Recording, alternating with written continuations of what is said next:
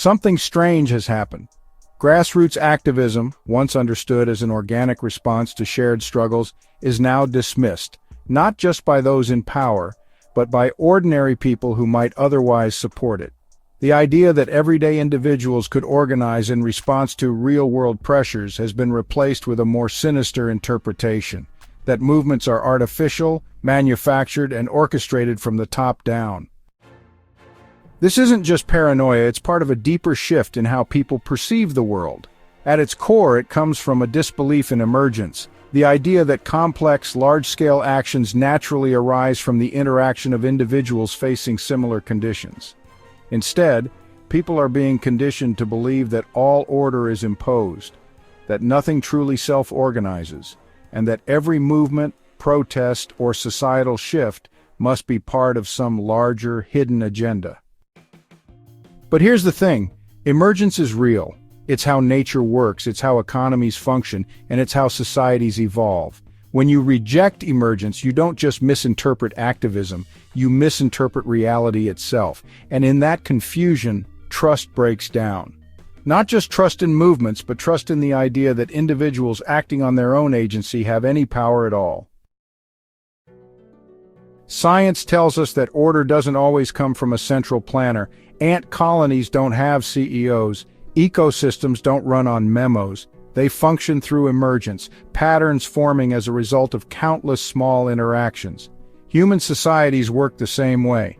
When economic conditions shift, when rights are threatened, when people experience the same pressures, they respond. Not because they're being directed, but because they are living through the same reality. But something changed. Over time, a belief in imposed order has overtaken our understanding of the world. More and more people assume that all large-scale actions must be the result of deliberate control. They don't see movements forming from the ground up. They see puppet strings, masterminds, and hidden agendas. This shift didn't happen by accident. It's the result of declining science literacy, increasing institutional distrust, and a media environment that thrives on simple, dramatic narratives. When you stop believing in emergence, everything starts to look like a conspiracy. If thousands of people protest, it must be because someone told them to. If different groups push for similar reforms, they must be taking orders from the same hidden source. If activists organize, they must be funded by a shadowy elite. But this way of thinking doesn't just distort reality, it serves a purpose. It delegitimizes grassroots action and makes it easier to dismiss calls for change. Here's what's really happening. Social movements don't come from nowhere, and they aren't dictated from above. They emerge. They follow a pattern that is logical, predictable, and unavoidable. First, people experience common pressures: economic inequality, political oppression, environmental collapse. Those pressures shape their actions, leading them to seek change. And when enough people independently reach the same conclusion, their actions coalesce into something larger than themselves. This is why we see movements rise up across different places at the same time. It's not because they're secretly coordinated, it's because they're responding to the same forces. When wages stagnate worldwide, worker protests don't need a hidden organizer. When police brutality is rampant, demands for justice don't require an overlord pulling the strings. These things happen because they must, because people, when faced with the same reality, will act. But from a top-down perspective, this looks like coordination. And that's where the conspiracy mindset takes hold. The reality that individuals in their own contexts are making choices that lead to collective action becomes incomprehensible. Instead, people assume there must be a single external force directing everything.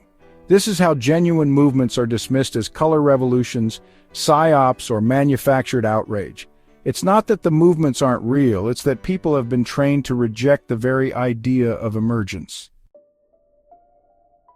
Once people internalize this way of thinking, it has powerful consequences. First, it strips activists of their agency. If every protester is assumed to be a pawn, then their voice doesn't matter. They're not individuals with legitimate grievances. They're just tools of some hidden hand. Second, it conditions the public to distrust any movement that challenges authority. If all change is assumed to be orchestrated, then only those in power can be trusted to enact real change. And third, it ensures that systemic problems remain unaddressed. If every grassroots effort is seen as a deception, then no one has to ask the uncomfortable question, what if people are right to be angry? This is the ultimate victory for those who benefit from the status quo. Not only do they get to dismiss activism, but they don't even have to argue against it. They just have to convince people that it isn't real. The bigger picture, the breakdown of trust. At its core, this isn't just about activism, it's about how people understand the world. The rejection of emergence doesn't stop at social movements, it extends to everything. It's why people deny climate science, why they fall for economic myths, why they buy into conspiracy theories about global control. When you don't believe that complex systems can self-organize, you start to see ghosts in every machine. This is why misinformation thrives. It provides simple, linear explanations for complex, emergent realities. Why did the economy collapse? Not because of structural factors, but because of a secret cabal. Why are people demanding change? Not because conditions demand it, but because they've been manipulated. These explanations are easy, comforting, and entirely wrong. But they spread, and in doing so, they erode the very foundation of trust. Trust in science, trust in social movements, and trust in the idea that people, acting together, can shape their own future. If we want to break free from this manufactured distrust, we have to reclaim the truth of emergence. We have to recognize that when people organize, it's not because they've been commanded, it's because they've been compelled by their own experiences. We have to restore belief in bottom-up change and decentralized action in the idea that individuals can and do make a difference. Because the alternative is dangerous. If we let imposed order replace emergence, we don't just lose an accurate understanding of activism, we lose our ability to act at all. We become passive, waiting for permission to care, for instructions to move. And that, more than anything, is the outcome that those in power have always wanted. So the next time you see a movement rise, ask yourself, is it more likely that millions of people independently have recognized the same problem, or that some hidden mastermind has orchestrated their every thought? One answer respects reality, the other is a conspiracy, and the choice between them determines whether we see the world as it is, or as those in power would prefer us to.